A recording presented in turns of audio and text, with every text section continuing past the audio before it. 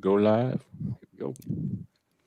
Yo, War Eagle, everybody. We are back, the War Rapport, with another wonderful episode for y'all tonight. Listen, it's the end of the early signing period at this point in time. So you already know what it is. We got to talk about that. But before we get into that too much, we do want to just talk a little bit more about the coaching search because it's still a hot button topic. We do not have a new coach, as all of you know. Of course, we would have went live by now if we did have one of those.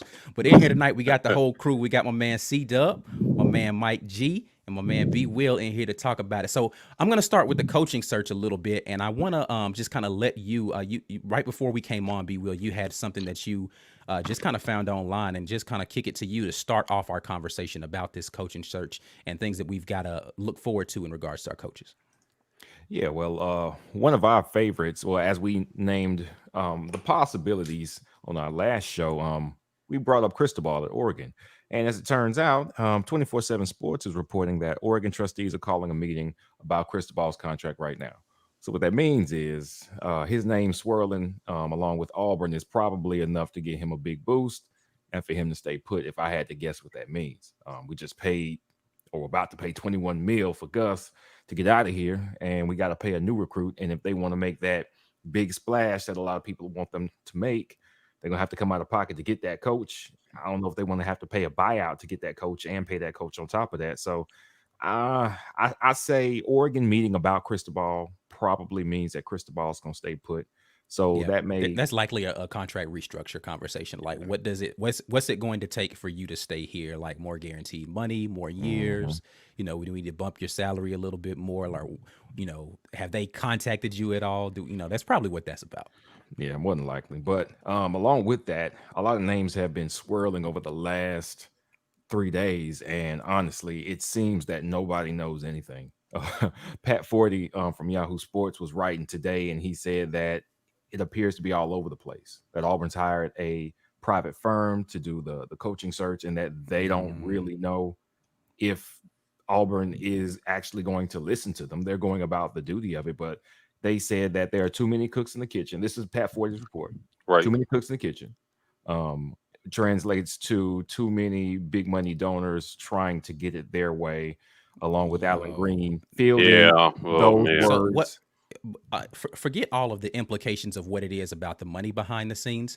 Let's talk about the fact that indicates they did not have someone already ready to give an offer to, because they Right. now like that's what's crazy Right, to me about that. Yeah. right. I think that I want to highlight something just a little bit different here because we've been talking about exactly this, in our last live about keeping the cooks out of the kitchen. Mhm. Yeah.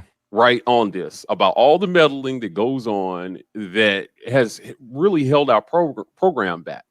It's happened at places like Bama, but when they hired a coach like Nick Saban, they didn't really have a choice but to relinquish power to him. He wasn't going to have it any other way, Right. right? And now that he's essentially transformed them back into the premier program in college football, they don't have a choice but to do things his way. Right. And I feel like that's been the thing that's been holding us back the most from getting that guy. Right. So I'm really disappointed to hear that. I did want to highlight Because something. that probably puts your man Stoops off the list if I they're going to know, still be I yeah. know, I know. Yeah. I did see something funny on Twitter. An Auburn fan said, "We don't want Freeze," and Hugh Freeze responded and said, "Good." I Oh thought, yeah, that's probably a dummy account. That's Wow. probably not real. Maybe. But he that's funny. deleted it. What, He deleted it. He deleted his response. did he have a blue That's check? that's still funny. Did he have a blue check? Wow. You know what's interesting? Yeah, he had a white check. Ooh. He had a white check. Yeah, that's what it is on when you're on midnight mode on Twitter. So yeah. Hey, So, Hold on. So Nice. is this a screenshot of something that you saw, or like what's going on listen, with that? listen, man. Like legitimate news sources are reporting it. Right? He Okay, said that's it and then he interesting. deleted Nice. it. Well, He I said did, it and he deleted it. but again, I was hearing that there were people who were just adamant about not wanting Hugh Freeze. So I Mhm. didn't see him as a possibility, even though he was on the list of candidates that we've seen build a program. I just, in the days leading up to this show now, I just didn't feel like if it was Hugh Freeze, we would have done it already. And it lets me know that the reason I was thinking that with Cristobal maybe being the primary target, that this is why we're in a holding pattern. But the more that news is coming out and news is just swirling all over the place, it just looks like we're just in chaos in terms of this power struggle for the direction of the program. And it's just discouraging to see, given though we just broke the bank to get rid of a coach. So yeah. Like I said, I was really hoping that they already had a short list, that they were just like, look, we're just one of these guys is going to say yes. We just got to get the numbers right. It does not appear that that's the case. Their strategy, what seems clear, the strategy is we have a hiring firm that we want to put on, but we got to get rid of Gus before we can put them out there to start doing the search, because it's going to look really suspect. That's going to be playing Gate all over again. So, but I mean, at this point though, see, here's what confuses me. If you knew you were going to get rid of Gus, and honestly, we didn't think it was going to happen this year. They seemed pretty okay with letting him be all right and get to the next year. And the reason it surprised all of us is because we were thinking a winning record in this year, with this type of year it was, all SEC schedule, all the hangups with COVID and not having the right preseason and off season. They're going to give him one more. I really thought they were going to give him one more. I thought he had another year to get it right. And he was right. He does have experience at some important positions coming back, a home and home schedule with Bama and Georgia. That's the type of year he makes a splash. So I thought, if you're going to get rid of him a year early, you got to have something in pocket, right? Right. Somebody's got to have something lined up. Now, because they haven't talked to that recruit, that coach directly, that doesn't mean they haven't got on the phone with his agent. That doesn't mean that one of the donors hasn't been in touch with somebody who's in touch with him or in touch with his agent. I thought that was kind of going behind the scenes, but it makes me wonder if they're not pulling the trigger on a coach right now to get through early signing day. So if it's just Steele and Morris recruiting, and that's who had been recruiting anyway, then that's enough continuity to secure what you got. Then you drop the coach. I think they're going to leave at this point. I think it is we'll see if we can force somebody through who this firm likes and the donors like, or they're going to make Kevin Steele the head coach interim for another year to try to wait it out for the coaching search. I don't understand the point of that. Right. Okay. So see, it is a little significant though that they put Steele out here to issue a whole statement on the state of recruiting. Mm-hmm. Right. Well, he's the interim coach right now. He's the interim, right? But he had a 30-minute press conference today on recruits, and I thought the timing of it, again, I know he's the interim head coach, but it seems like whatever plan they're coming up with involves him in the long term, right? So whether he's staying on as DC, right, whether they're brokering that right now, whoever the new head coach is going to be, right? Like, he's going to be involved. We're still in contract with him, till 2022 is what we found out, for $2.5 million. Yeah, he got an extension early this year. It was early this year. Last season, right? Yeah. So I mean, I understand the plan is to try to maybe keep him on the books and keep him on staff somehow. I see that. But yeah, if he gets hired as head coach, I could see a huge revolt of Auburn fans. Because I mean, Auburn fans aren't going to like it just because of what his record was when he was a head coach before. I don't know that that's fair, because that was like 20 years ago. Right. There's a ton of people who had poor outings as coaches, went away from that and learned something from it, came back and have been better as head coaches later. I don't think it's fair to hold that record against him forever. The understanding before, though, was he was fine not being a head coach, though.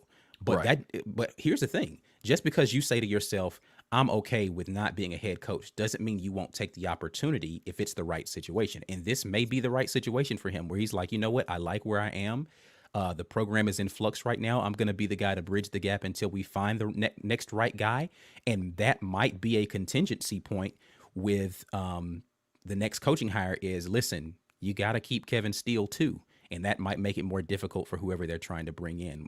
So we talked about whether or not that was going to handcuff the coaching search, but it looks like we possibly are seeing our answer with some of the results we've had coming out so far, even though there have been some very high level rumors that Lane Kiffin was actually interested in the job.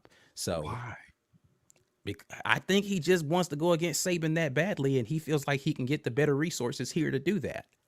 what I don't understand about that doesn't make sense because at Ole Miss, you're pretty much the biggest fish in that pond. Administratively, nobody's going to tell you can't do what you want to do because they need you to be relevant. Doesn't mean this isn't a bigger job, though. It's a bigger job, but it comes with shorter handcuffs. That's the trade-off. I didn't say he was going to take it. That says he's interested. Right. I mean, you but why have the would conversation, and then you get because rumors don't necessitate what actually will happen. Somebody could say, "Ah, man, you don't want to go over there because such and such gonna happen." You get over there, and you're like, "It's actually not that bad. It's not anything like what everybody was saying it was." And he's like, "I could deal with this. I've dealt with worse." You know, I have no idea where his mind is around that. He could be saying to himself, "I don't care about none of that. Are you going to get me the recruits? Because if you get me the recruits, I'm going to come out here and whoop somebody on the football field." Again, I can't gauge why his level of interest is where it is or what his desire is as, what he wants to be as far as the program builder and his seat with the donors. Maybe he feels like he can sweet talk the donors. I have no idea. I'm just saying, like, this is whispers in the night. Like, this isn't like very strong. Man, I heard a rumor he had an interview. It's just like, right. You know, and he's only been there one season. It's going to be really difficult to get him to transition to another SEC school after only a year of coaching. It'll be almost like Tennessee all over again because he was there one year and, you know, but I just don't know. Tennessee to head coach another SEC school. Right. Well, you know what? Again, in trying to figure out what the beat of the fans are, like I kind of want to highlight some of these comments here. We got Russ here says, "What's the chances that they hire Lane Kiffin this weekend?" He had a pretty funny press conference where he evoked his inner Saban. I don't know if you guys saw that. But he was like, "I just want to let you guys know I'm not going to be the head coach of Alabama." Shades of say back in the day. And this is something that I haven't seen. Dan Quinn contacting college football teams, and Auburn was one. Why? What do you? No. What? We No. don't know you. Right? I don't. Why is Dan Quinn such a bad hire? Why is because anybody who's coming directly from the NFL to the college level, you would have the advantage of saying, "I know how to develop, scout, and get you to the next level because I know what that looks like. I've coached those players." Yeah, because I failed. Because I failed with them at the next level. He made it to a Super Bowl. He didn't. I'm about to say he was just at a Super Bowl 2 years ago. Like, let's be clear. And he was a great DC when he was a defensive coordinator prior to the Atlanta. So we made the national title under Malzahn in 2013. We can go back. Yeah, but the NFL is much harder to do, I would say. He's got one of the most talented teams to be underperforming that I've ever seen. Offensively. Well, here's the thing. Yeah, we can argue that. I'm just going to pass. Let's not. Can we talk about somebody else, please? Right. I'm wondering why is like the faces turned up immediately at Dan Quinn as if that's a terrible idea. Because what I was trying to get to was you don't know it's not as bad as recruiting is like that's the battle. That's the biggest. I think it's probably. It is, but is your head coach got to be your best recruiter? How do you even know who to get to recruit if you haven't been on the level to know the game? Like the last, I would expect. I've never coached a day in my life. I guarantee you, I could find people who are good at recruiting just by looking. Well, here's the deal. Here's what I say. You don't have to be the best recruiter, but you have to be a good closer. Right. True story. When you're the last guy going into that living room against when Saban leaves out, Kirby leaves out, you have to be a decent closer to close a deal on whoever. You know, Dan Quinn is not that guy. Right. Well, that's what I'm saying. Like, why would we? I'm not saying he's not. I'm not saying he's not. That's just what I'm saying. Right. I don't know if he is either. But I think again, my questions. You guys are avoiding the question. You're saying I don't know, so that means no. It should mean actually I don't know. It could be. Yeah, right. You're immediately going to know as if it's a ludicrous idea based upon what you don't know. Well, I'm just saying I don't want it. I'm not saying it's not going to happen. I'm just saying I don't want it. I'm not even talking about what is reality. I'm asking why do you not want a thing that you're unaware of? Because here's what does what? Does cuz count? Because does that count? It counts as a factless stance, but I'm cool with that. Okay, as long as you're good at basing your opinion on absolutely no fact, then we can leave off of this point. This is feelings over facts now. I just don't want it. I was on the wrong show tonight. My bad. I thought we was speaking the facts. I hear what I hear what you're saying. It's just I don't know. I don't know. I don't know enough to really have an opinion either way. I do want to highlight this comment, right? Because this struck me earlier. I said this to a friend earlier today. Oh, he's talking about crystal ball. Okay. Right. Yeah. We cannot neglect that every time there's a big coaching search, these coaches' agents float their names out there to leverage for renegotiated contracts with their current programs.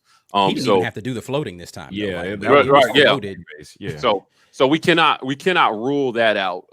Unfortunately, we're looking crazy out here with this search. I would not disagree because again, one of you guys said it earlier. I don't remember which one. I think it's clear now that there wasn't a clear plan. Yeah. Right. Well, there was. I recant that statement a little bit. There was a clear plan. It's not the plan I hoped it would be, which was we have a short list of 2 to 3 coaches that we want to be the guy. Right. Instead, the plan seemed to be we have to get rid of Gus so that we can go hire this firm. Can we mention this? I think we should take into account that we did get a wrench thrown into the plan. Let's say that crystal ball was the plan. I don't think anyone foresaw Oregon being thrown into the Pac-12 championship game. That's because true. We were not supposed to be there. Right. Did you guys see what happened there with Oregon? Yeah, Washington. So Washington was supposed to play USC. They were supposed to represent the North Division, and they had a COVID outbreak. And the Pac-12 and Washington, and I guess USC, I don't know, they got together and decided to put the second place team in the North, which was Oregon, to face USC this Friday. And that's what pretty much threw a wrench in the plan. If your plan was crystal ball, right, you can't really do anything because crystal ball is trying to win a championship game. Yeah, it was bizarre. The whole situation in the Pac is bizarre. Which is another reason why the Pac-12 sucks. Like, who does that? Right. Whatever.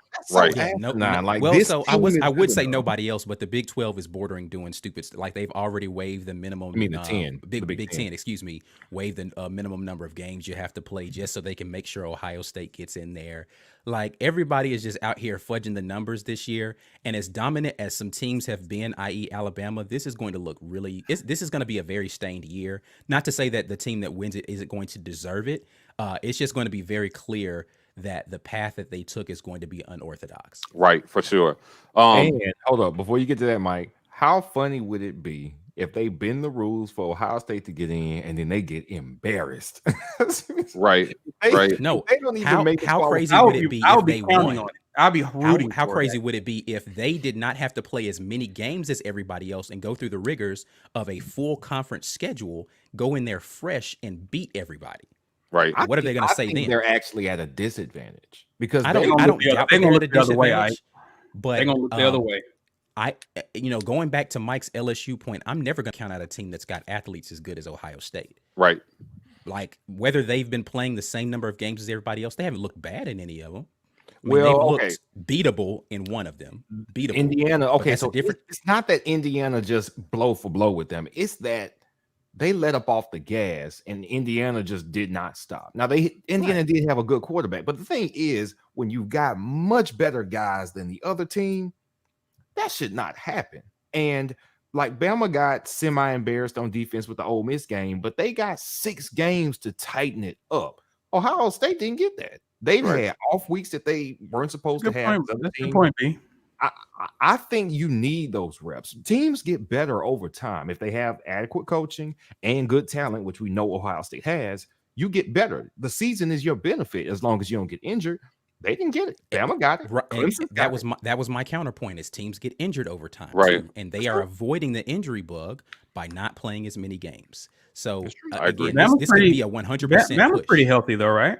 Yeah, they are. Except Bama has been. They just lost somebody in their last game. Their outside linebacker or something like that. I forgot what the kid's name was, but he got hurt in their season finale against Arkansas. I think he ended up being okay. I didn't see anything about what was the final injury report because I'm gonna just be honest with you. Amen, fans, Joey. I don't keep up with y'all school like that. Right. But I did see the game and I saw the injury happen. Yeah, this comment right here is it.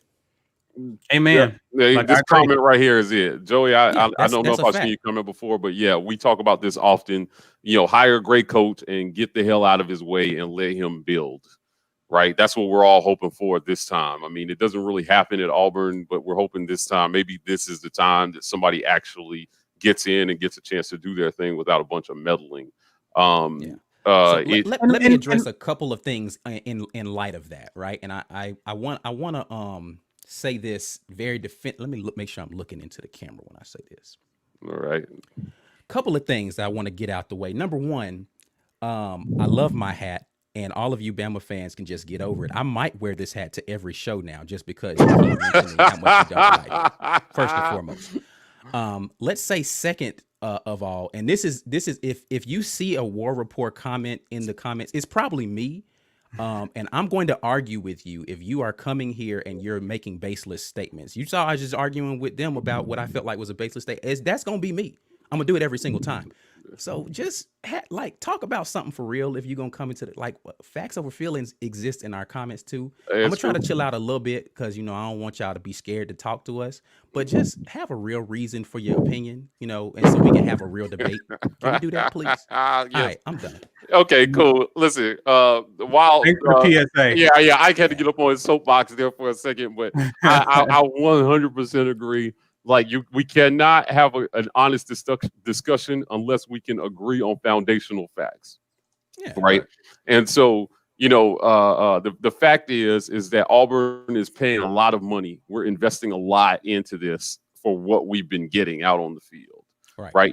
I was in that same comment section and I spit some facts at this guy, right, and told him like, listen, we are 16th overall in total revenue brought into our program and 13th in expenses, right? And so in terms of total revenue, just to kind of give people an idea, between only $3 to $4 million separates us at 16 to the number 10 team, which is LSU.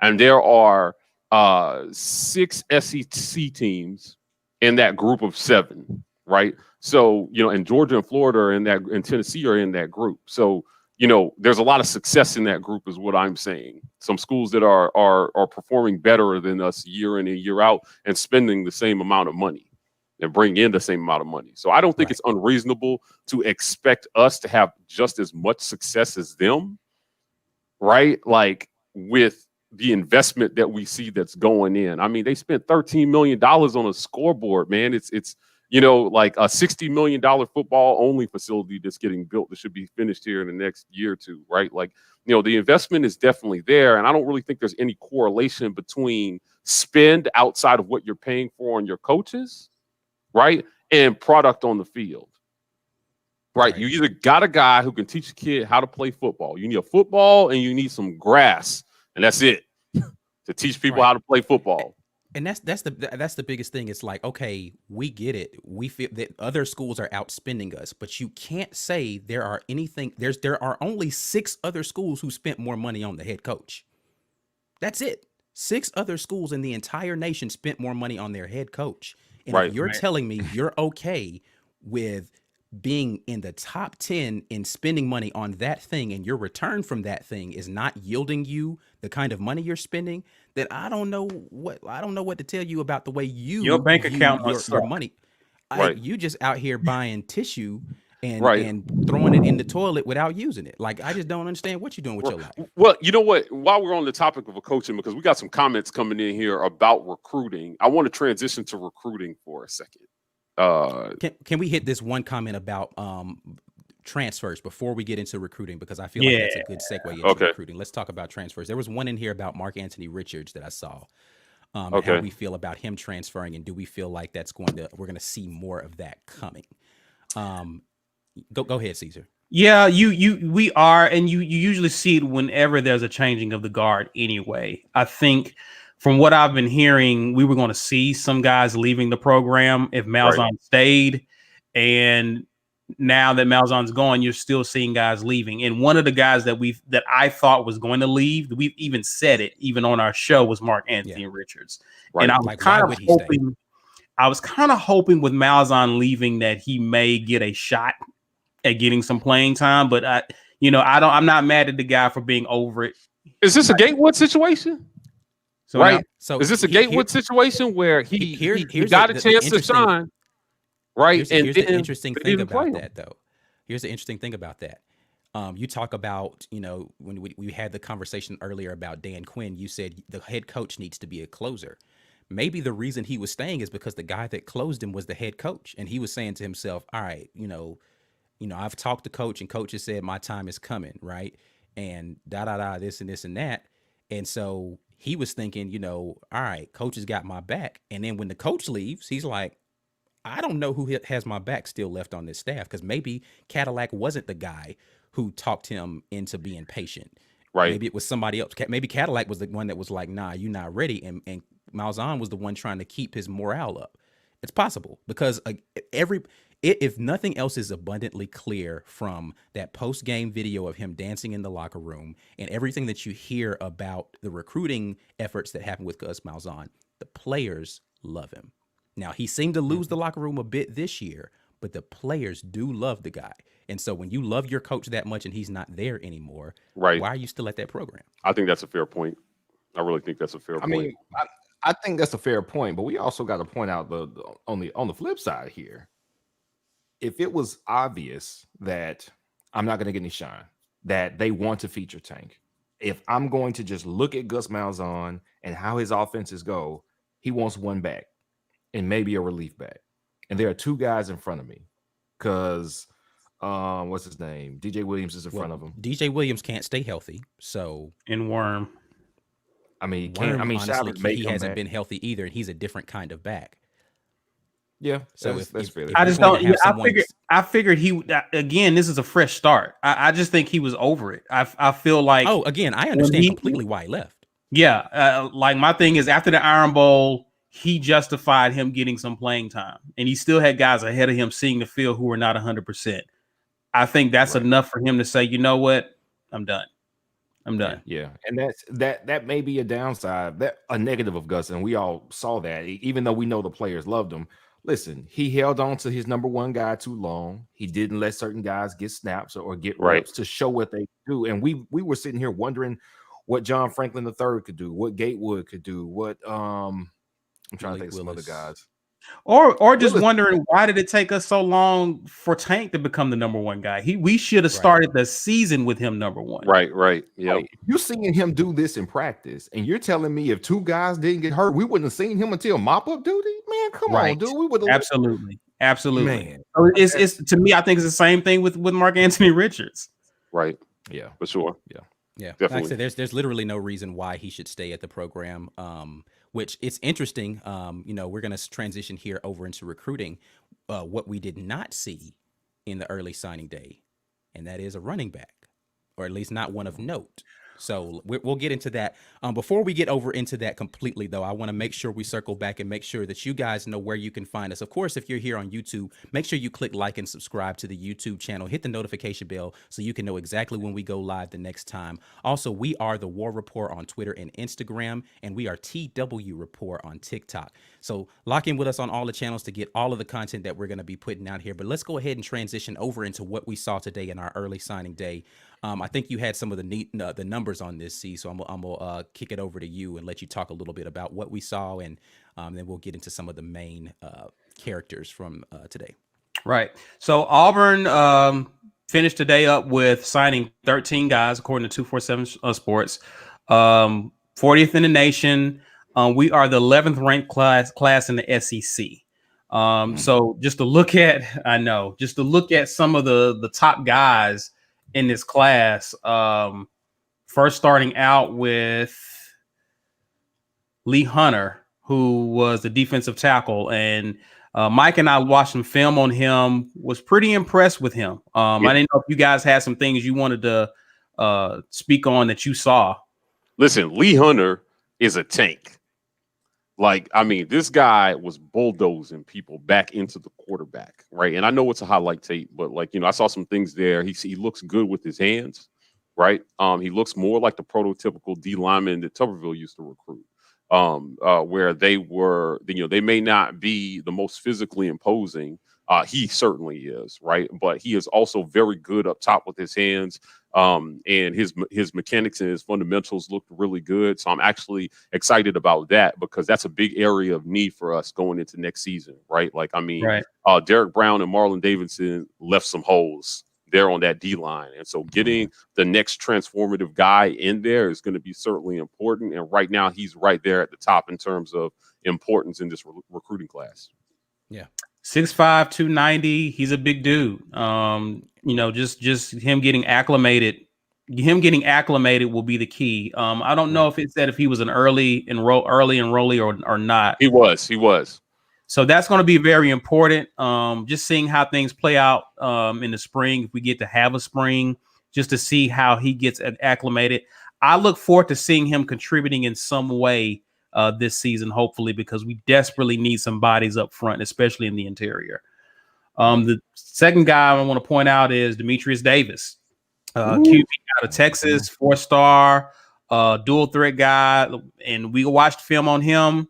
I'm impressed with this kid. Hey, listen, Auburn football highlights. Listen, if you guys are on TikTok, go over and check this man out. He is posting Auburn football hotness every single day. But yes, I am also hyped for Demetrius Davis. I think that he is going to be, I think he's going to help add to something, whoever the new guy is coming in, right? I want him to have as many toys to play with as possible. And this, I'm excited about Demetrius Davis for sure.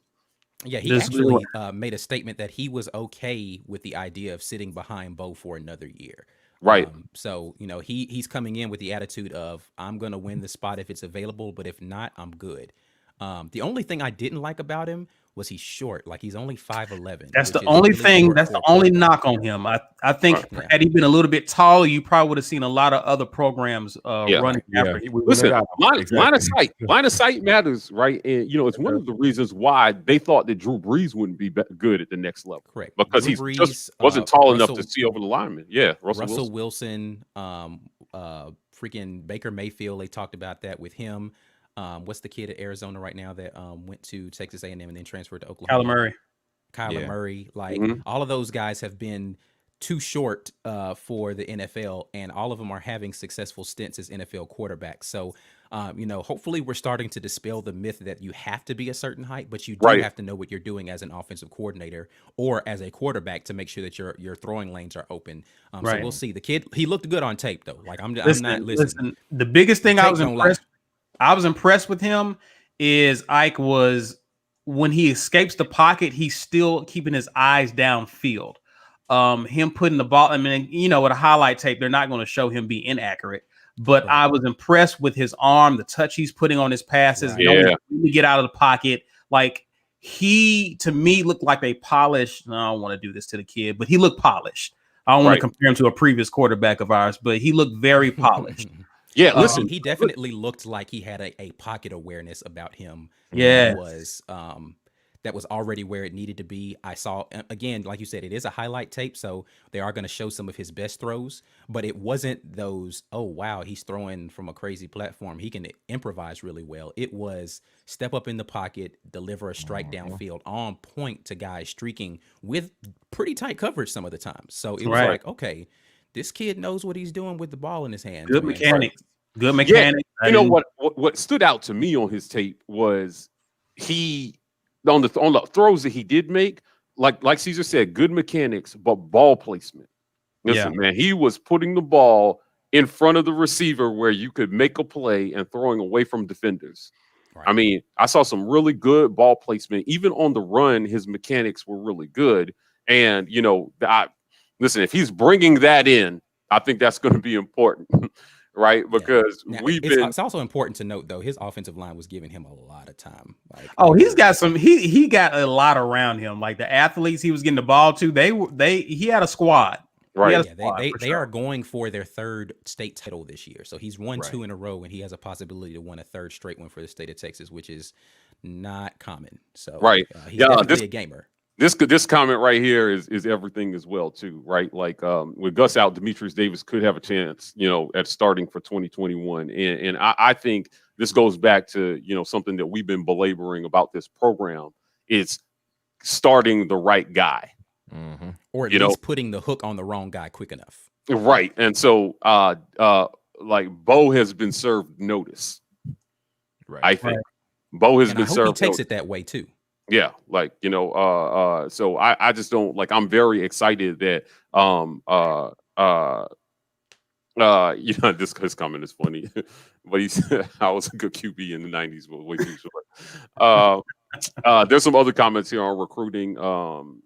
That dude is 6'5", DM from Georgia. We got right. Yeah. And then hearing the kid from Georgia's D lineman got is a low key beast, right? Yeah, that's what I'm hearing. We're pretty consistent on that, right? Like, and then here with Rowdy, the thing about Demetrius playing breaks down, he can still make something happen, right? Yeah, I but think his name is actually Demetrius, just so we can be Demetrius? clear. I think it's an A after the M in his name. I think Okay, it's Demetrius. fair Yes. enough. I just want to make sure we pronouncing the kid's name right. In case he's watching the show, he'd be like, "Man, they just gonna keep saying my name wrong." His team, the offensive lineman that we had, was a huge blow to the recruiting class, and now he's trending to Bama now. Oof. Right, defections. I mean, Yeah. that's what happens. So that's the next thing that I know C wanted to talk about in regards to what we talked a little bit about what did happen today, but Right. what's important to note is what didn't happen today. So a couple of things. We did bump up a little bit in the recruiting rankings on today. So today wasn't a complete blitzkrieg where the bottom fell out, right? It wasn't disastrous, but we also didn't make a ton of ground up either. So we can talk a little bit about what did not happen today that we were hoping would. The biggest thing is that we have a lot of kids who were ready to sign, but they're holding off until February, which is smart. You know, I can't be mad at them for that. Yeah. Notables, offensive lineman. He's probably, I don't know if he's referring to Jaden Roberts. He's holding off to February. He's a four-star offensive lineman. You have linebacker Trevin Wallace.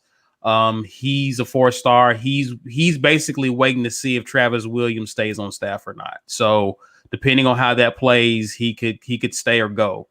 4-star defensive end Dylan Brooks. He's actually a vol commit who we were after, and he's waiting until February. Those are some of the notables.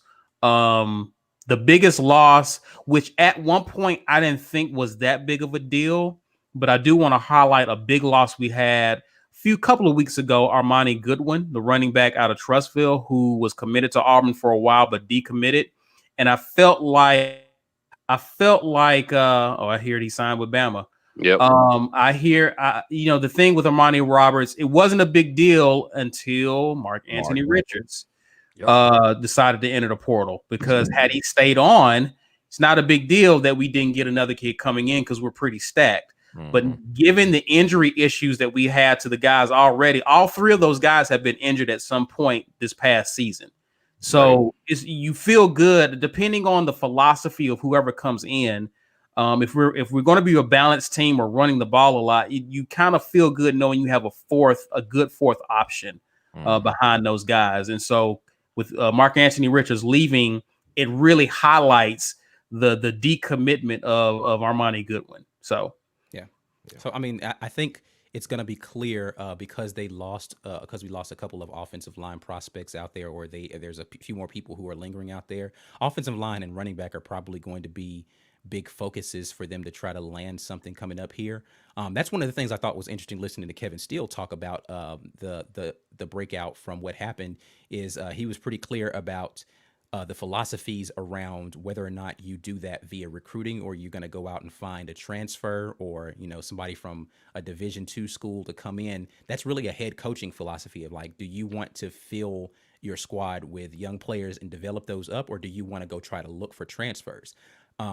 It's clear Gus Malzahn's thought process was we can fill it with a transfer. He did it at a bunch of spots, not just quarterback. We're talking about offensive line. We're talking about the defensive backfield, running backs in the past. Like, he's done a lot of stuff where he's gone and got transfers to plug holes. And it's just it's a thought process around what you're committed to. And I thought that was interesting because I never really considered it that way. And it's really like one of those things that I think is going to be interesting, thinking about who is going to be the next person to take the helm. Yeah, I really believe that I'm really looking forward to us moving away from the transfer route. It seemed like they leaned on that philosophy right? Like it was a staple recruiting philosophy was to go out and find these guys that, and it was really, really hit or miss and more miss than hit, right? With a lot of the transfers that they went out to get, they were successful when Chiz was coach and Gus was, you know what I mean, more with transfers because we got guys like what was the D tackle we had, the mini Warren Sapp. I always forget his name. Nick Fairley, right, was one of the better transfers that we've gotten, right? Who came in as a JUCO and just wrecked shop in the SEC. But we haven't really seen much of that lately.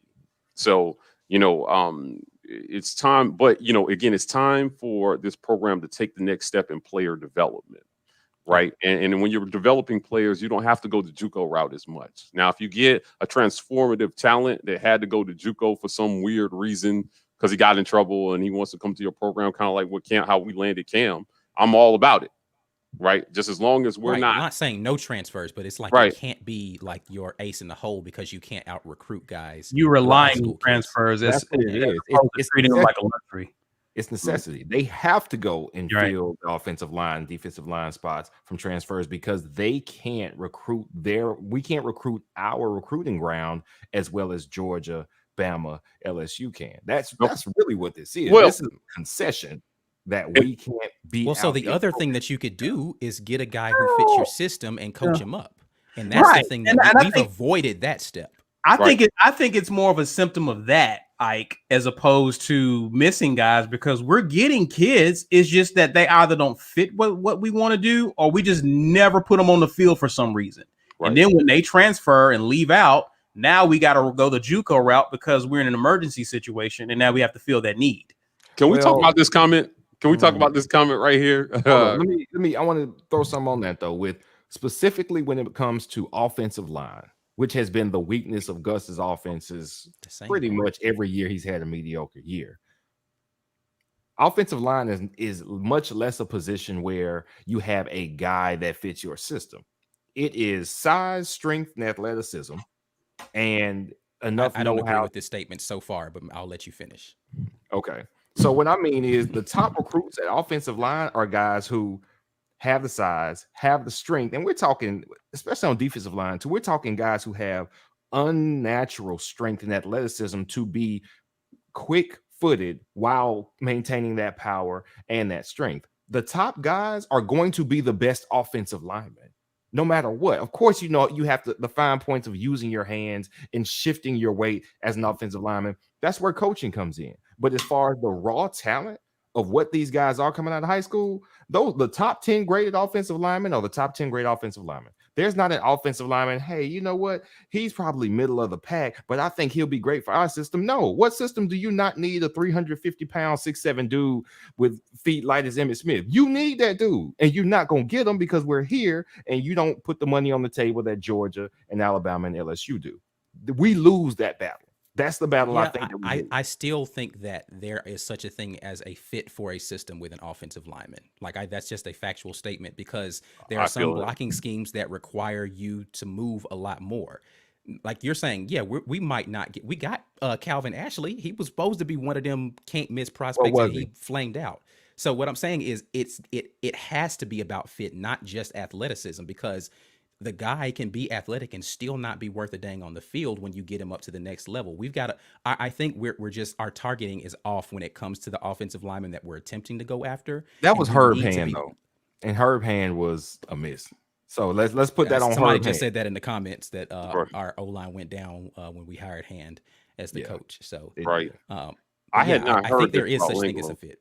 Yeah, I was going to get to him, but he was a good pickup. He's a mauler. I watched. He's a mauler. Now I've been hearing different. Is he projected to be a tackle? Because I thought he was a tackle. Is he going to be a guard or tackle? Do you know, Ike? I don't know where they're going to try to play him. We need tackles. I think he was playing tackle in his high school film when I watched. I don't know if they want him on at guard position or not. But either way, a good pickup though. Yeah, no, he was out there finishing. So I was watching some replays. Actually, I was watching a film breakdown on another station of what Alabama was doing with some of their games up front on defensive line against LSU. and the guy was talking about how some of the sacks that were happening in that game were a result of the defensive lineman just outworking the offensive player. It was just like he kept moving until the whistle, as opposed to stopping when he thought the job was over. And what was happening basically was the offensive lineman was blocking the guy out of the play, and then on this particular highlight, the quarterback pumped to throw instead of actually releasing the ball. Offensive lineman thought, okay, I don't have to block no more because he let go of the ball. But he just pump faked, and so he stopped blocking. Defensive lineman did not stop, ended up being a sack. So it's like, finish the block. Get him all the way to the ground. I don't care if the play is already 5 yards down the field. Why are you going to give this guy the opportunity to run the play down if it gets rerouted somewhere? Finish your blocks. I say that to say this kid likes to finish blocks. He was putting kids on the ground consistently and enjoying it. And those, there's your a difference. Point, the attitude of the offensive linemen, but that Braden Smith, he was that guy coming in. He was that dude. Absolutely. He was big country. I want to be coached hard. It doesn't matter. He was that attitude of an offensive lineman, and that's why he succeeded here, and that's why he's succeeding at the next level. I don't know the mental makeup of the guys we recruit, but now we like to give Gus credit for he did run a clean program. And what I mean by clean was if he recruited guys who fit his idea of what a human should be. You hear the Auburn man mantra all the time. Gus was a very straightforward, a very positive influence on these kids, as you can see from all of the players' reactions now that he's gone. But what that also meant was there were people who had some maybe shady history. He would not look their way. He didn't want them. And if he did take a chance on a couple guys and they had a quick mess up, they're gone. There were players here, and not just the high profile ones like Javon Robinson, and I think it was it Landon Rice who also had an issue? We had some that got dismissed on some bull. Right. And they were just dismissed too quickly, and then we found out later that they were actually innocent of the thing that they got dismissed. Yeah, and all-stars like Sean White, they went through. Right. So what happens, and this is the little bit of experience I have working where I have been employed, is that I can tell you that when it comes to disciplinary matters, let's say a regular student goes into the football stadium on a game day Saturday and they're drunk and they get caught for being drunk. They get kicked out. You're not going to get sent to the police office for public intoxication. You're going to get sent to the disciplinary office. And this will not be available on your public, like arrest record. It will be on your conduct record as a student. A job will not find that you were drunk in public or drunk at a game if they do a background check on you. It is an Auburn file. That file is sealed. And when you graduate, it sits in the bin somewhere, I guess. It might just get burned after a number of years. I'm not sure exactly what. Student privacy laws, right? Yep. Right. So how that translates to players is this.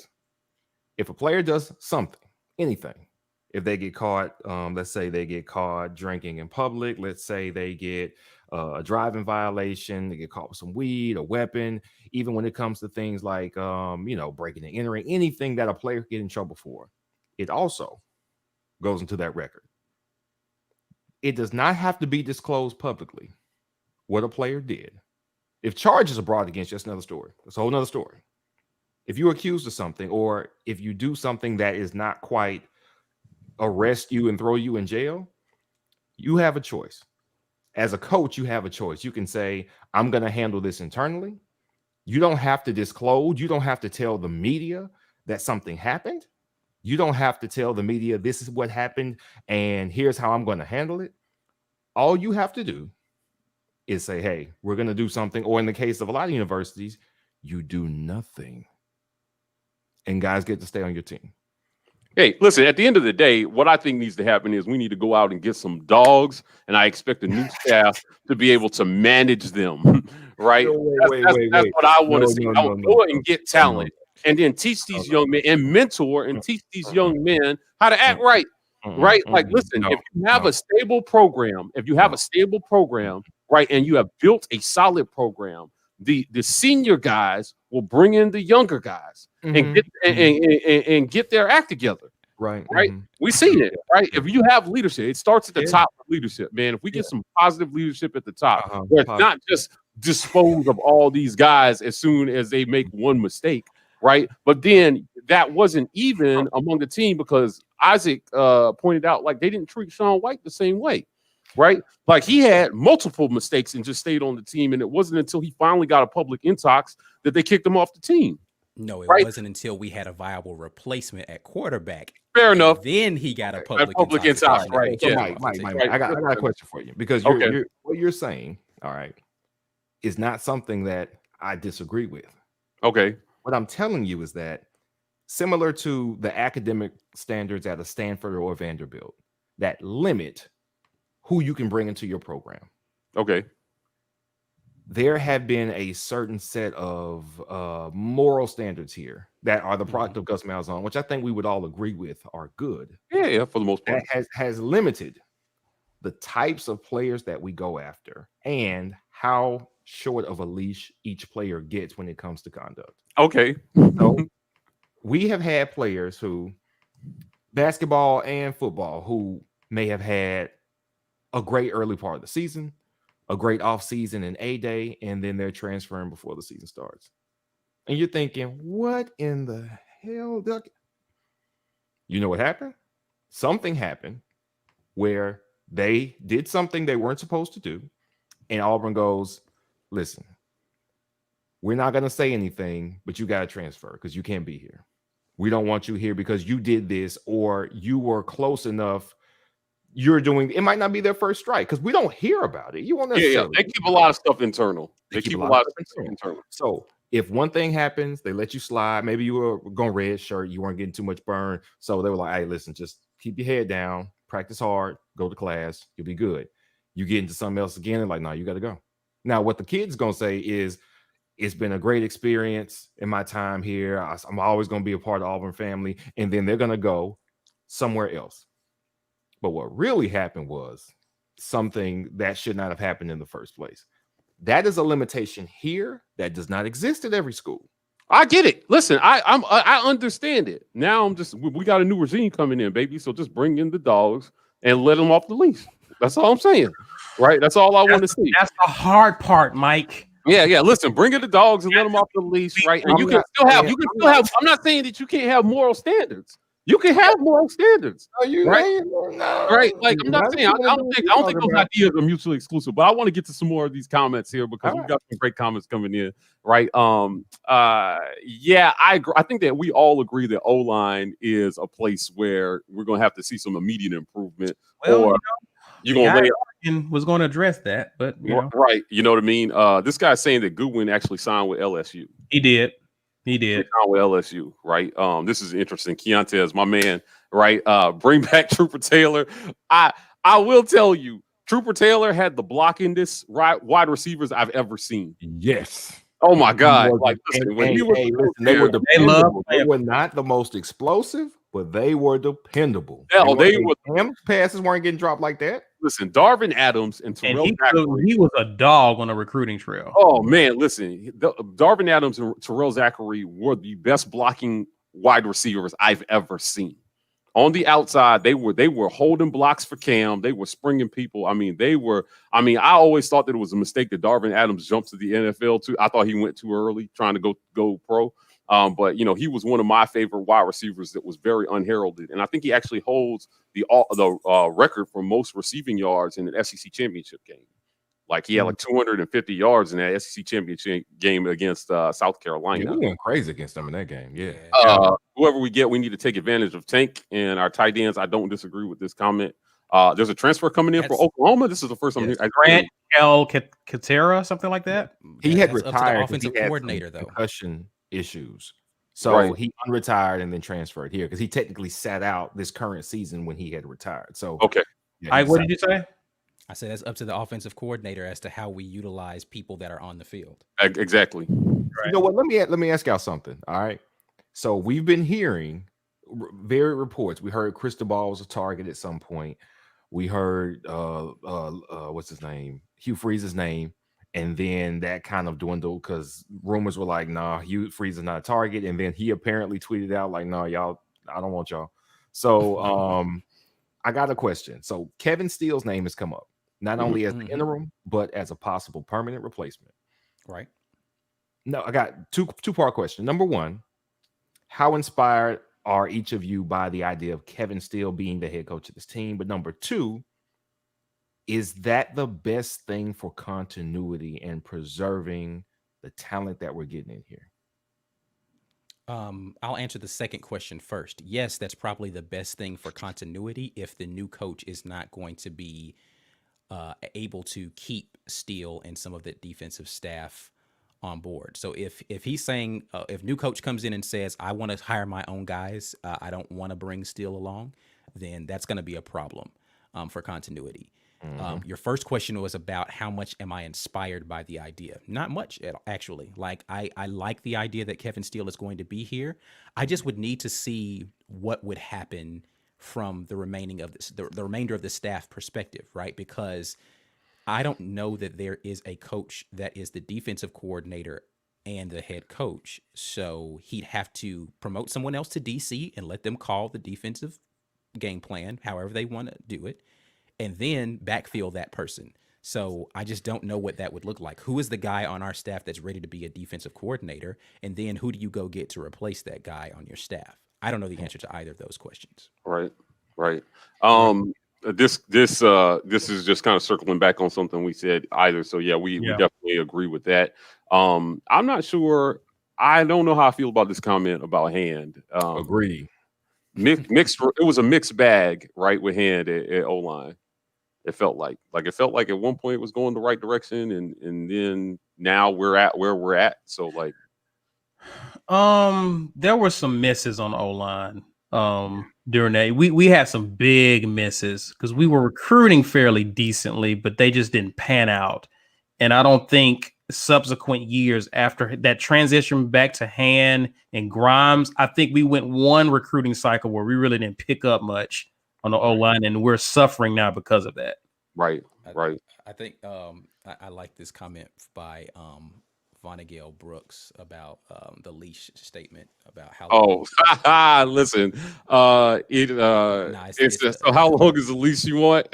Listen, I just want a leash that doesn't cut them off the first time they get a jaywalking ticket, right? Like that's all I'm saying. It just seemed like with Gus, there was an uneven hand when it came to punishment, and certain players that fit a certain type had a much longer leash than other players who later, after they were kicked off the team, were vindicated. That's all I'm saying. I think the thing that makes it frustrating from the player standpoint, though, is like you don't feel like you did anything that bad, and the guy that's getting the playing time is not better than me. Right. Yeah. And so it's like, okay, I get it. I screwed up, but like, really, coach, you gonna keep playing him? Like, how long is this going to last? Right. I want to get to this comment right here. This is you know what? I'm done with Muschamp. I'm done with Muschamp. You don't want to be here, man. Yeah, we need to bring in somebody that's going to stay. I mean, it's arguable that he might be at the end of his head coaching tenure because he's really failed everywhere he's been a head coach, right? Like, well, I mean, to her point, she said at DC, if Steele is the head coach, so she's not suggesting Muschamp as the head coach, but as the defensive coordinator. Yeah, is he ready to stay? Is he ready to settle down and be here for 3 or 4 years? If that's not, the question. If what you just said is true, and he's at the end of his head coaching run, then he might not have a choice. Yeah, he may go back to the Alabama School of Coaching Rehabilitation and try to get back. I don't think everybody who hit that school had been marred personally along with professional. Like they failed professionally somewhere like Kiffin did at USC, but there was rumors about Kiffin being too loose with the That's not true about Charlie Strong. I was about to say Charlie Strong does not fit that mold. Charlie Strong's a difference, but Charlie Strong also failed downward. Like every downward step he took, the teams was bad. And that's something that I think that's when you do need a professional rehab. But Sark had personal problems with alcoholism. Kiffin had, too young and too chummy with the students accusations. Everybody else, what's his name? Butch, what's his name? From Tennessee. Jones. Butch Davis? Yeah, he was just bad. Davis? Yeah, okay. So that wasn't a personal thing. But a lot of these coaches, what you see is they couldn't get a Power 5 job again. That's the position they're in. You're not going to get a Power 5 job. What are you going to do? Right. So is that Muschamp? Probably, yeah. Yeah. You might be right. He's not going to get a Power 5 job as a head coach, but he can Right, definitely that's get what I a D mean. That's what I coordinator mean. job somewhere. Yeah, as a head Right. coach. Right. It just feels like to me, in line with this comment, that they're trying to find a way for Steele to stay. That's just my general feeling. It feels like they're trying to incorporate him in to what we're doing in the future, right? Why fire Gus if we're only going to promote Steele the head coach and keep the same staff? Again, I agree. Like I hope that that's not the case. And listen, if that happens, and then all of a sudden Auburn is a power, then we know Gus was the problem. I think we're going to That's see what happened at LSU, but he Right. got his hiring right after they moved him on from the interim title Right. to the head coaching permanently. They let him bring in a guy, and he struck lightning with Joe Brady, right? So Yeah. I'm not saying that that's the formula. Somebody mentioned earlier, which I thought was a laughable comment about. It's interesting that LSU is doing better in recruiting than we are.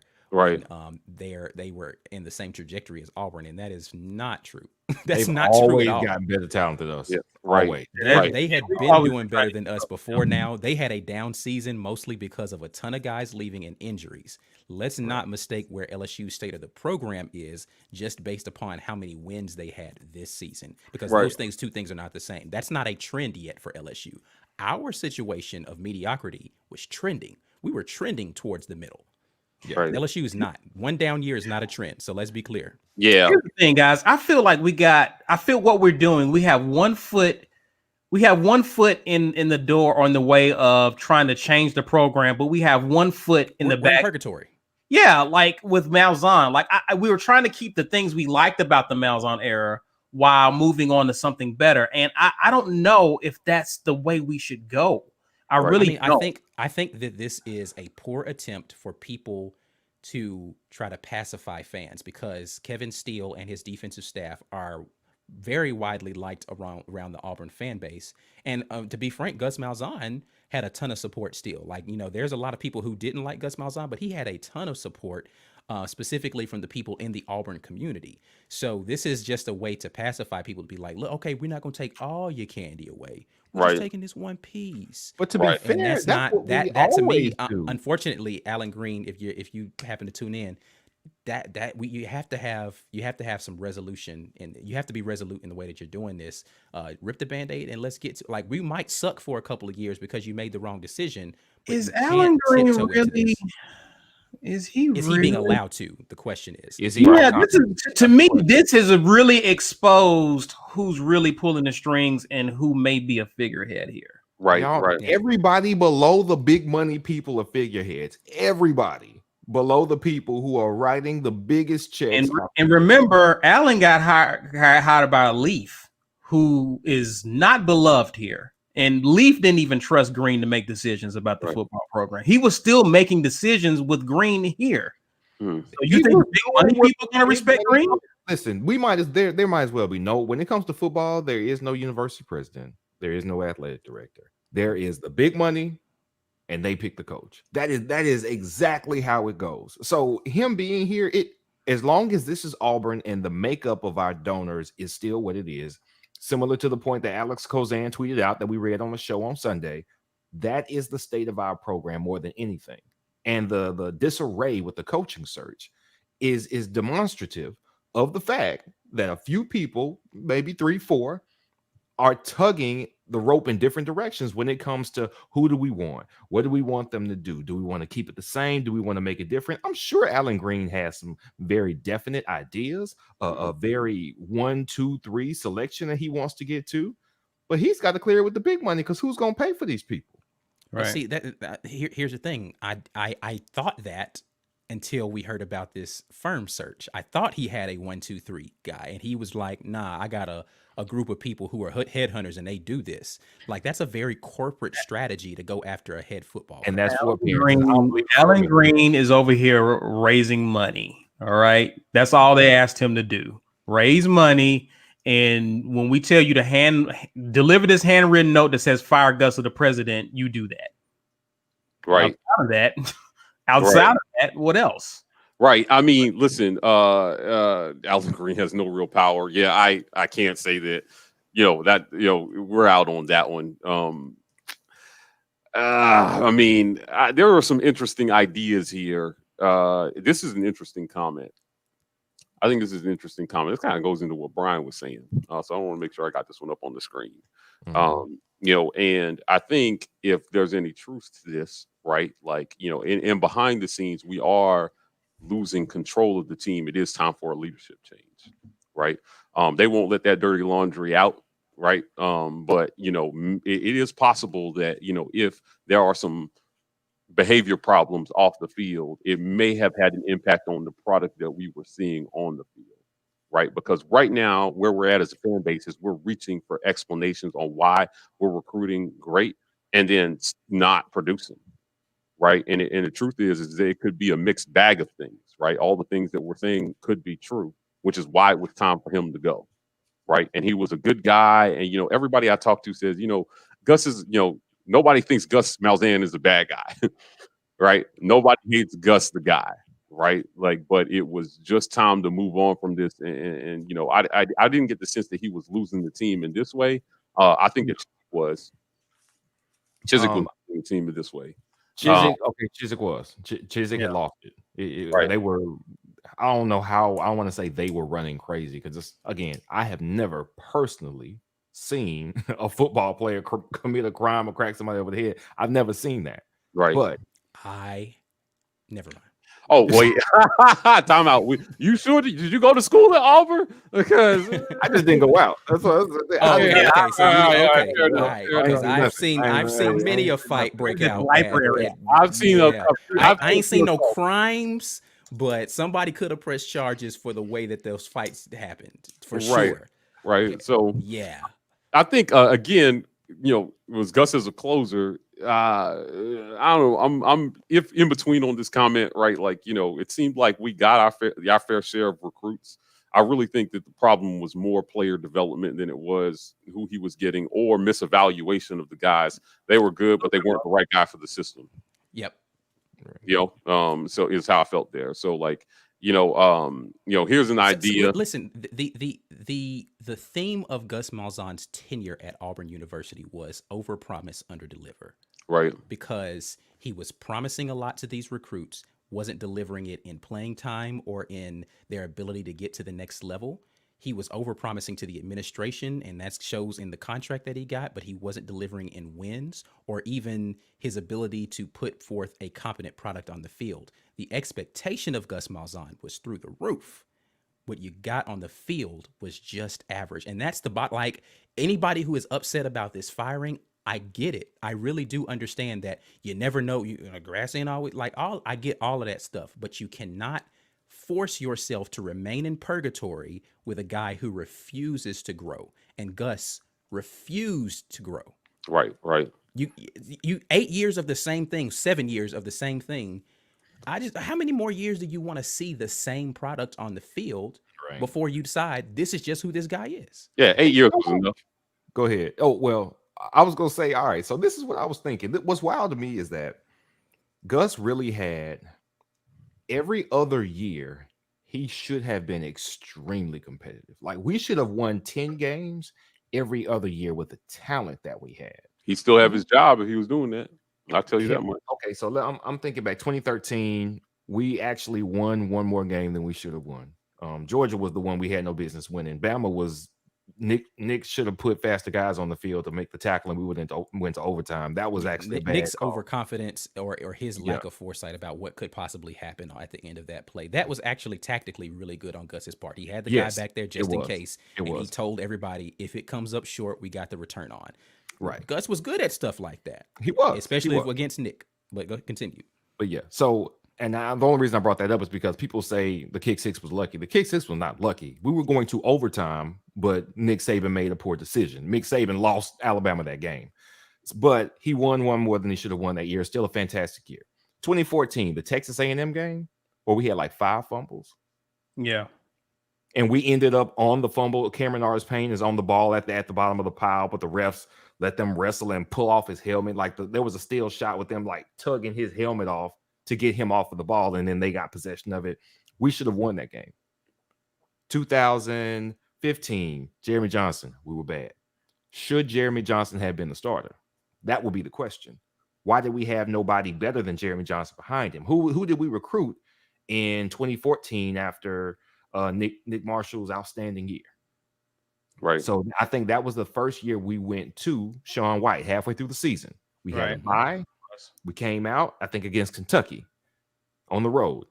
He made the switch then, but it was still a little too late. Should we have been 6-6 that year? We beat Memphis in the bowl game. Should we have been 6-6 that year? Is that acceptable for what we were doing? To be 2 years off of a national championship appearance, the recruiting boom that should have given us, and we're going 6-6. Right. 2016, we had 5 quarterbacks, and none of them were good. Again, recruiting, development. You know, Why it's are funny. we in that position? Would Kiffin actually leave a school after less than a year for the second time? Absolutely. Lane Kiffin is about one person. Lane Kiffin, baby. I don't And think so here's he's the a thing, loyal like it anybody. doesn't in his mind, it doesn't matter as long as this next one's the right move. Like, okay, I'll risk it if I never have to go anywhere after this. If I can get into Auburn and I can win, then I'm gonna bet on myself. Yeah. That's the kind of guy Lane Kiffin is. Ole He's Miss gonna is bet not on his. himself every time. Yeah, Ole Miss is not his end all be all. Yeah, right? that's not, I don't think he sees it as a destination. It's just a step up for him. Right. Yeah. So I agree with that. Wait. Do y'all think that Lane Kiffin? Wait, let's decide Wait something. a minute, you Is guys Lane Kiffin a good coach? assistance Is for Lane Kiffin a good coach? He I can think coach. that he's good at what he does. Yeah, I think he's good at what he does, which is coach offense. He's not a bad coach by any stretch of the imagination. Is he good? Like, okay, he's a really good assistant. I think the jury is out on recruiting. Right. So he would definitely. He's Gus Malzahn. He's a national championship winner as an offensive coordinator. Okay. I think he's a better offensive mind than Gus Malzahn for the way that the offenses are playing right now, though. So Gus Malzahn's system. I agree with you. I'm talking about what are his qualifications to make him a good head coach. So I'll answer that specifically for Auburn, why it makes him a good head coach. If he can retain the defensive staff, is the offensive side of the ball was the problem. So if he comes in and he fixes that, he ain't got to worry about the defensive side of the ball because we still got guys who can do all that stuff. So he's a good fit for our situation. Does that also make Sarkisian an attractive candidate? I think it does. It's probably an easier sell with Sark just because it's from an offensive coordinator to a head coach type situation. Right. But Bama would probably do everything they could to And that. Sark and Steele, I believe, have worked together before in the past as well, too. So that relationship may not be completely foreign. That's something Steele might be on board with, right? Like, so I mean, if we get Lane Kiffin, we will be entertained. I agree with that. I think that it will be entertaining to have him as a coach. At this point, I'm willing to put up with a little bit of shenanigans if we can just score some points. Right. Listen, I don't mind the shenanigans as long as what the product on the field is good. Again, like I said, my issue with the statements by Bo Nix earlier this season was not necessarily what he said. It's like, you saying this, dude? Of all people, like, you have the audacity to say this. Like, this should not be coming out of your mouth. Tebow, man, shut up. Like, you're not even Kyle Trask. Like, calm down. Bring it down, right? So I feel like, we're going to wrap up here in a second, but I just really feel like I'm a little disappointed that there wasn't a more comprehensive plan, because I really felt like they decided to fire Gus after Texas A&M. Probably. Right. Let's be clear here. Mississippi State, that game, nothing in that game made them decide to fire Gus. They decided that after Texas A&M. I don't know. The first half, they might have they might have like had the letter in their hand, like, right. I don't know. They watched the first half of the game and they went ahead and put it in the mail. They was right. Like, I don't care what happens after this first half, you're done, buddy. I honestly believe that there's a chance that after Bama they decided to let him go. Right, like because there's no rhyme or reason as to when they made this decision, because I mean, definitely the outcome of this season had had some sort of bearing on it, but at what point they were like, okay, that's the final straw, I have no idea. Me personally, I still point back to the straw that broke the camel's back for the administration was the idea that he thought it was okay to go out and say I think that was it. that I really 4 think that was it. losses is okay. Oh, it's 16 normal years. Oh no, you're not Yes, finna I talk think down that these was losses it. that It we've was had. after the Texas A&M game, still, yes, but I don't know if it was so much what we saw on the field, but the correlation between what we saw on the field and the attitude of the head coach about what we saw on the field. He wasn't disgusted, and everybody else was. Yeah. And I get it. You don't want to rip kids. You don't have to rip kids. You can talk about yourself and say, I let my kids down today. We were not ready to go out there and play football. He did not do that at the end He of hasn't. that game. I don't and know if that's he a said problem. any of that this year. Ever. Like, listen, just I don't think he name a said time any he's of that. ever taken responsibility. He said, like, I've he never said seen stuff him like, pissed off. Like I would love, I would love to see the day where we beat someone by 2 or 3 scores and our head coach is pissed off because of some things that could have cost us. Right. Listen, he should have been pissed off after South Carolina to get to this comment. Like, listen, Justin, I don't know. that's Keontae's brother, by the way. Oh, that's his brother. Hey, listen, thanks for tuning in. And let me tell you that I said that way back at South Carolina. I predicted this after South Carolina. I was like, yo, we're not that good. Right? It's not happening. We're in danger of possibly finishing below 500. And we were a couple calls away from that being a reality. Right. So like let's be clear. What's going on here is systemic. It's ongoing, and it was time to root this out, right? And so, they did it. I think they pulled the plug at the right time to try to save recruiting, right? And then show the recruits that are coming in that there's some sort of plan. Now it's early signing, so you still got time for the guys who are holding out for theatrics in February. But it's you got to get a plan in place. We need a coach in before the bowl game, right?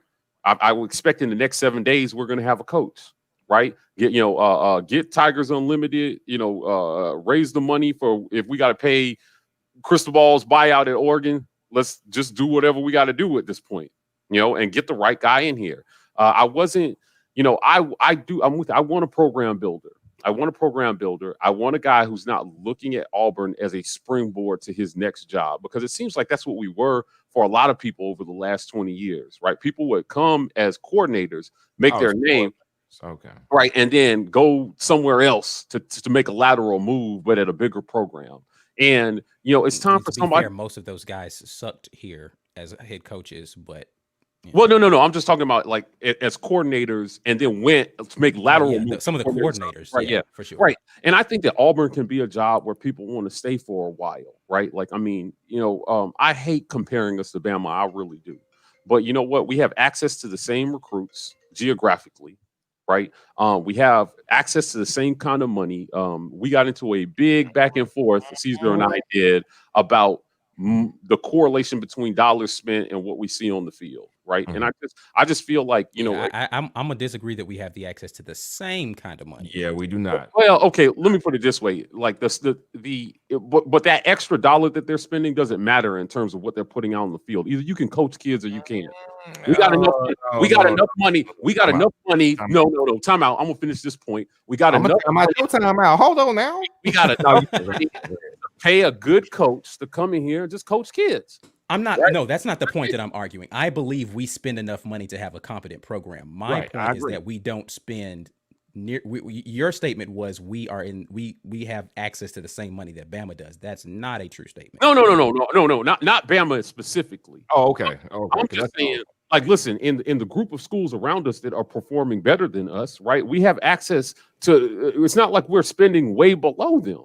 We're not spending way below LSU and Georgia and Florida and Tennessee and all these other schools. Okay, so when you say spending, what you're not accounting for is the money that is gonna go to get Tua Tagovailoa to change from USC to Alabama at the 5th hour, move his parents to the United States, give them somewhere to live, and that happens for multiple recruits, not just Tua. Tua was just the most high-profile one in that class. Okay, we're talking about money to change a family's life.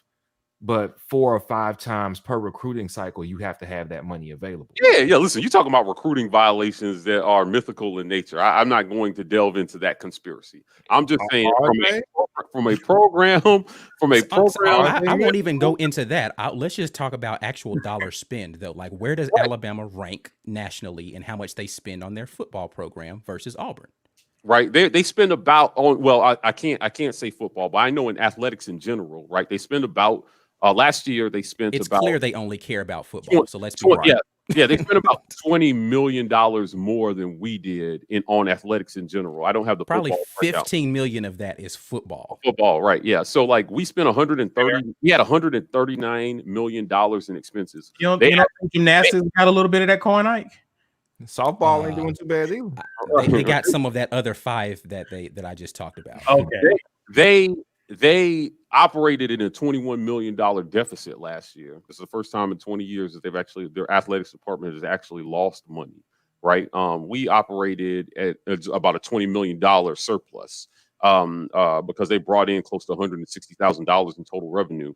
But like I just think that there is what we're asking. I want to stress to fans because we're talking about recruiting and we're talking about coaching tonight. So in closing, I just want to state, I don't think most of our fan base isn't delusional. I think that we're clear about where our program is at and where they rank.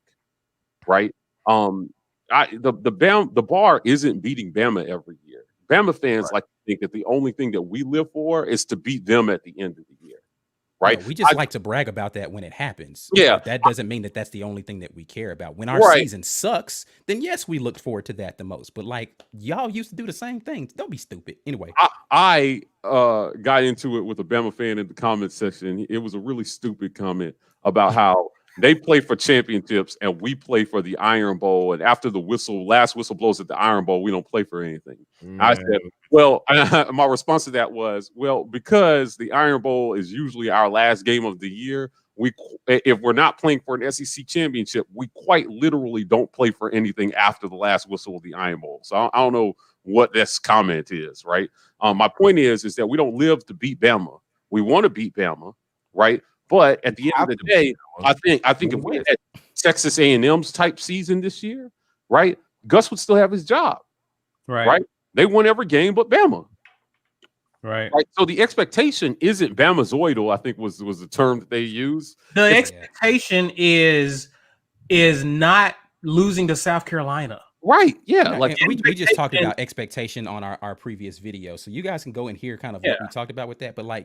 But yeah, that's a nonsensical thought. And it's something that you only expect Bama fans to say because they're so in their own heads about their dynasty that they have over there, that they think everybody just wants to be them. No, we want to have a competent program. You guys happen to be at the top of the hill. So yes, we're aiming for the guy at the top. Like, that's not because you're Bama. It's because you're at the top. If it were Clemson right now beating everybody every year, then it'd be Clemson that we would want to beat. If it was Florida every year, it'd be Florida that we would want to beat. It's not just because you're Bama and you're our rival. Get out of your own head a little bit. Yeah. To answer that question below, in my personal opinion, yes. Because by that logic, if Nick Saban wanted to be our next coach, we should turn him down because we beat him last year. Not this year, of course, but last year.